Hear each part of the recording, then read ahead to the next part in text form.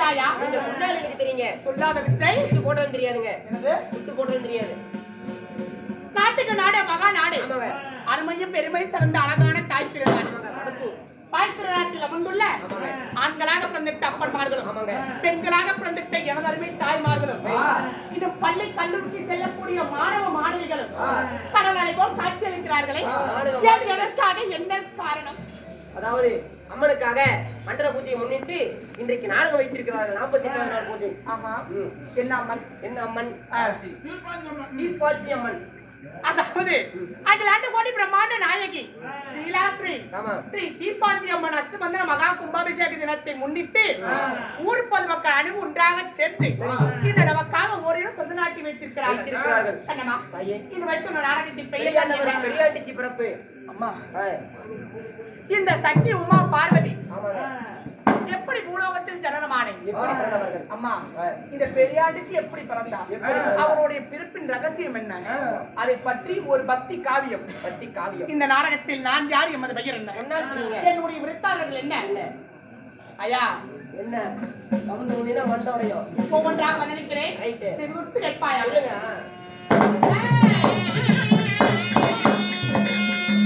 ஐயா, நான் பரிமாத்த ராஜன் பெற்ற